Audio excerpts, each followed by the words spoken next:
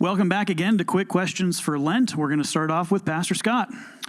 During Holy Week, as we get to Good Friday and the death of Jesus, part of that day is the crowd, not just the religious leaders, not just the government officials, but the crowd, the common ordinary people crying out, "Crucify him, crucify him." How does that happen? Groupthink happens pretty quickly and pretty easily, and we love our echo chambers where everyone's telling us and agreeing with us, and there's something comfortable about being in a crowd that's all saying we want the same thing, even if the thing we want is not good. Mm-hmm. People shout at Jesus, "Save yourself. If you're actually who you say you are, save yourself." Couldn't Jesus have saved himself? I think the simple answer is yes, he could have, but if Jesus saved himself, he wouldn't have saved us. He had to die as a human to save you and me, and he chooses you and me over himself.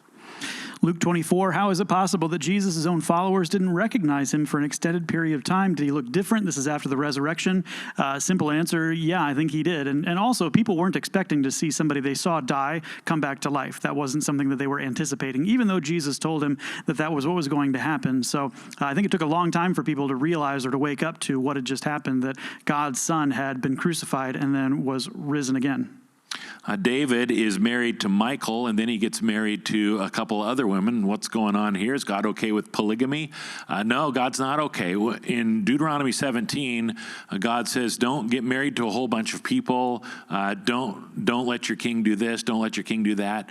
And then the kings of the people of Israel do exactly the things that God has asked them not to do.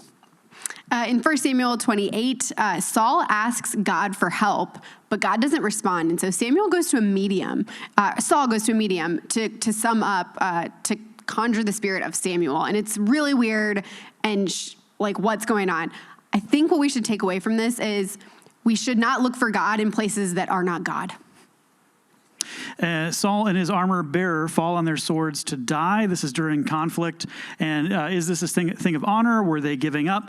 Saul had already been mortally wounded at this point. And I do think it was just a reaction to what was going on. Also, in battle in that time, there were results of losing in battle that were far worse than dying.